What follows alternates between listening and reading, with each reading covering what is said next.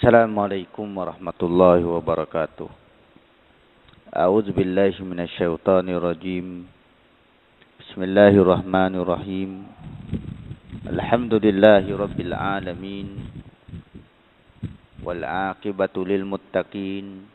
Wala 'udwana illa 'alal zalimin. Asyhadu an la ilaha illallah wahdahu la syarika lah. Wa asyhadu anna Muhammadan abduhu wa rasuluh. Allahumma salli wa sallim wa barik ala Muhammad wa ala alihi wa sahbihi wa man tabi'ahum bi ihsanin ila yaumiddin.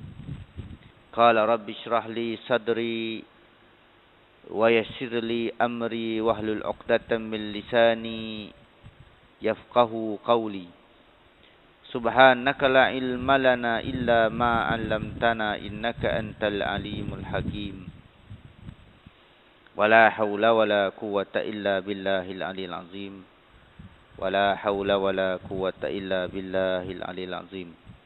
Wala haula wala quwwata illa billahil aliyil azim. Amma ba'. Pengurusi masjid, jawatan kuasa, muslimin, muslimat, sidang jemaah yang dirahmati, lagi dimuliakan oleh Allah Subhanahu wa taala. Alhamdulillah, bersyukur kepada Allah Subhanahu wa taala di atas pelbagai nikmat yang tidak terhitung banyaknya, yang setiap hari kita rasa sama ada yang sama, yang berbeza dan sebagainya. Yang kita tidak sedar, yang kita sedar, ya, semuanya adalah daripada Allah Subhanahu wa taala. Bersyukur juga kepada Allah Subhanahu wa taala kerana setelah sekian lama, ya, hari ini dah masuk 1 Zulkaidah, ya. Kita tidak berkuliah, tidak berkongsi dalam majlis ilmu, dalam majlis ataupun dalam kuliah. Hari ini kita dapat sambung balik, syukur kepada Allah Subhanahu wa taala. Alhamdulillah. Jadi dalam mukadimah kepada kuliah kita pada malam ni, petang ni, saya nak mengajak diri saya dan tuan-tuan untuk kita menyorot, ya, balik dalam 2 bulan yang lalu sehingga hari ini, peristiwa-peristiwa yang berlaku di sekeliling. Yang mana bagi saya penting untuk kita sama-sama mengambil perhatian. Terutamanya dalam tempoh 2 bulan ni, perkara-perkara yang berlaku kepada kita umat Islam ni dia agak serius. Sama ada yang kita berbentuk fizikal ataupun yang berbentuk pemikiran, kepercayaan, kefahaman, ya.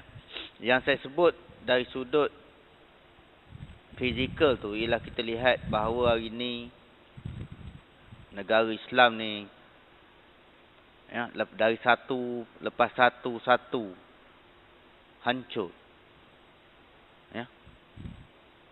Kalau bermula daripada dulu Palestin, Iraq, ya, kemudian Libya, Syria, dan hari ini Mesir, ya.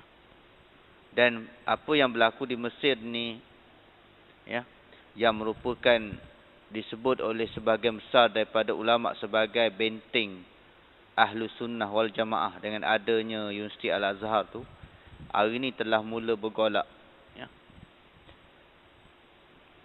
Disebabkan oleh kepentingan-kepentingan ataupun disebabkan oleh perkara-perkara yang berkaitan dengan dunia, ya. Jadi Mesir ni, saya ada 4 orang Syekh Azhar dekat Kipsal. Jadi daripada mula tu, saya boleh katakan tiap hari saya tanya macam mana perkembangan di Mesir, ya. Jadi Mesir ni tuan-tuan, satu daripada kubu kuat Ahlus Sunnah wal Jamaah. Kalau orang pergi belajar di Yaman, dia mungkin terdedah dengan Syiah, dengan Ahbash, dengan macam-macam. Begitu juga dengan kalau pergi belajar di Madinah dengan orang kita sebut Wahabinya dan sebagainya. Tapi di Mesir ni, dia adalah maknanya perkara-perkara begitu dia terselamat. Tetapi bila berlakunya pergolakan ini, maka orang kita semua balik. Dan orang daripada ni tidak datang ke sana.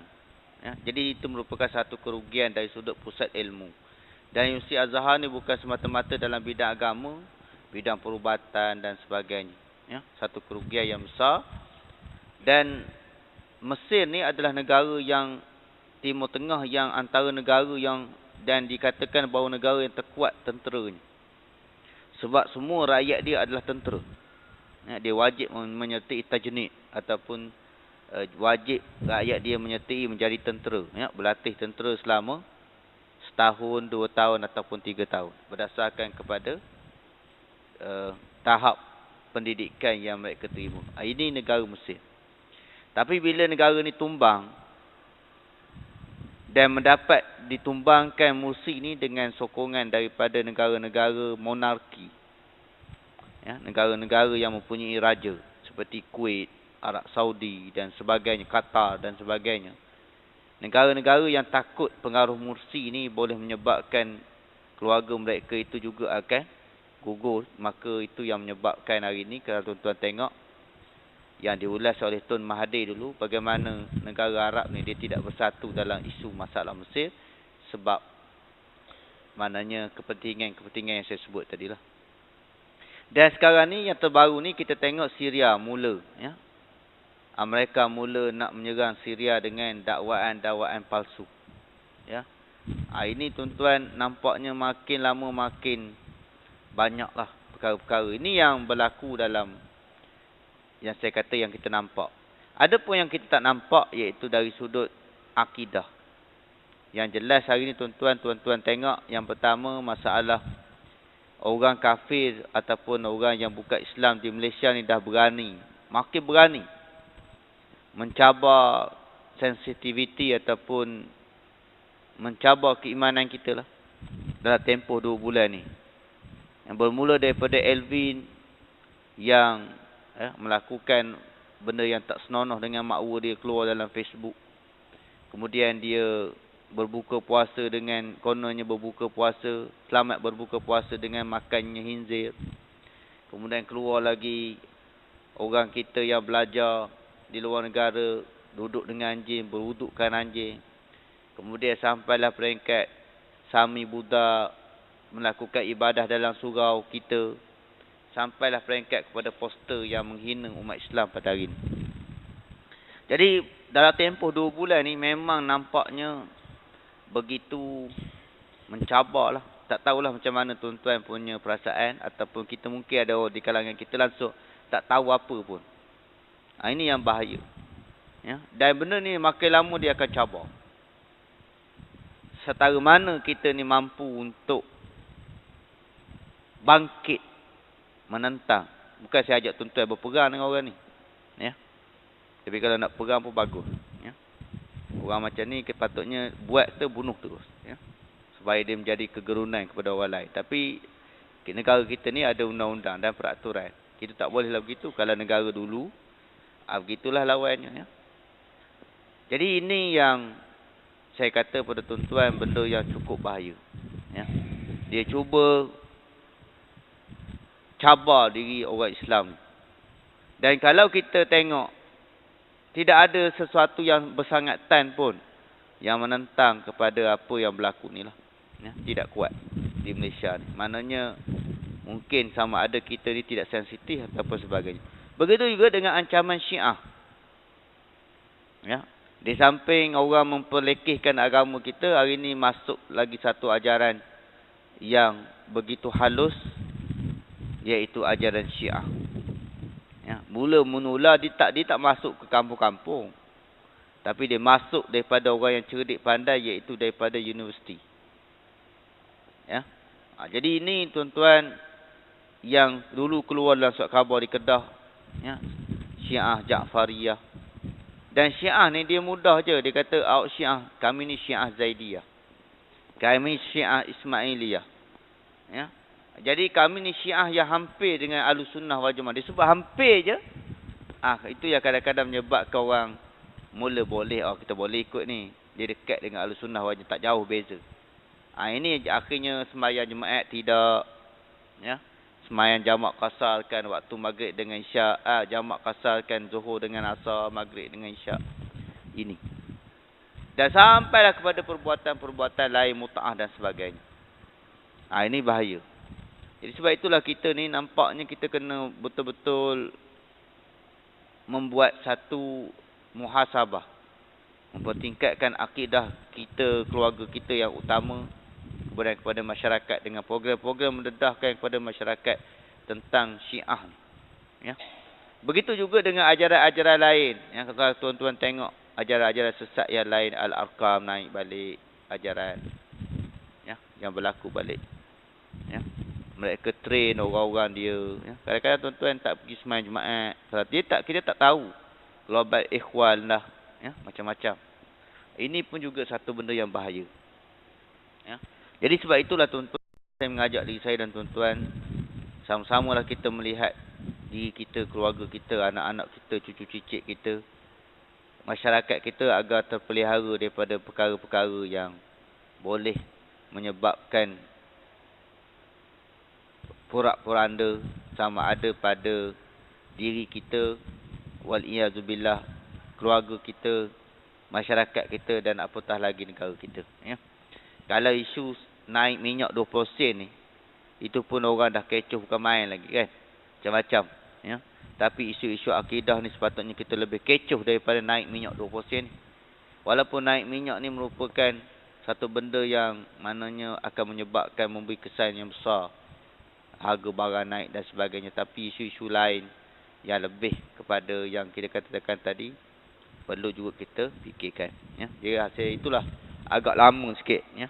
Dekat pukul 8 mukadimah kita pada pagi ni. Ya. Pada petang ni. Sebab lama sangat dah kita tak kuliah. Ya.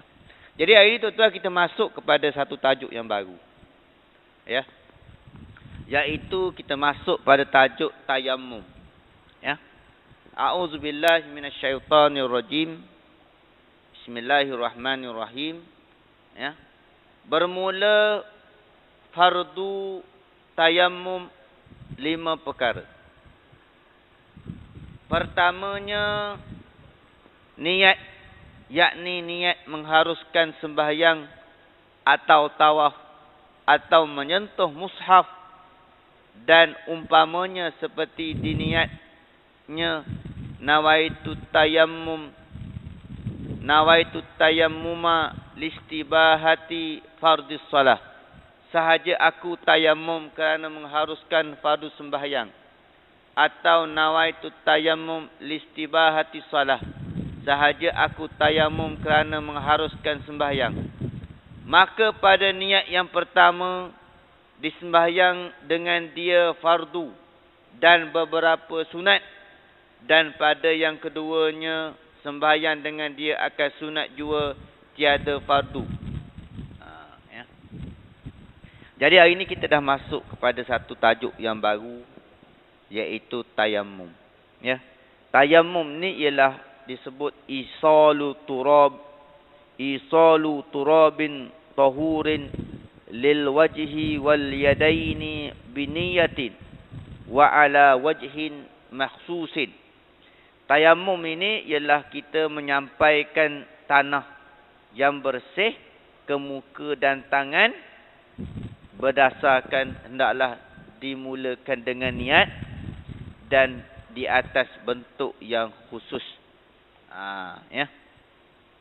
Jadi tayammum ni ialah satu daripada kelonggaran yang diberikan oleh agama kita kerana ketiadaan air, ya, kerana ketiadaan air,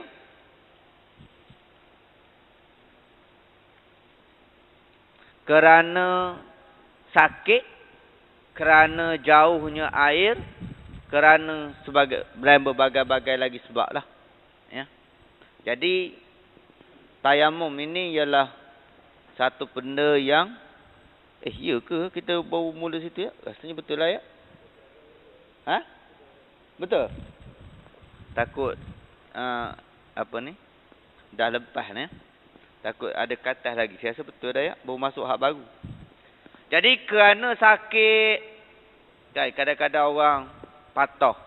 Bila patah simir sampai kemari. Ya. Ataupun kadang-kadang luka. Doktor khabar luka ni tak boleh kena air. Kalau kena air kan lambat baik. Ataupun doktor kata kalau kena air kan dia melarat. Ya, ataupun kalau kena air kan boleh mati. Ya. Ataupun kadang-kadang dalam keadaan yang terlalu sejuk. Ya. Ya. Ataupun kadang-kadang dalam keadaan sesat.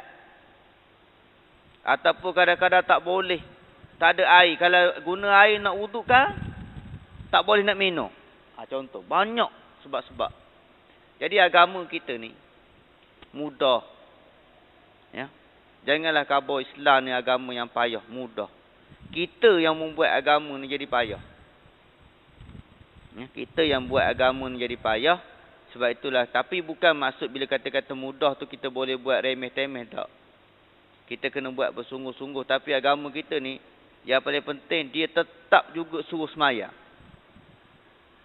Walau macam mana keadaan pun awak kena semayang. Air tak ada, tayamum.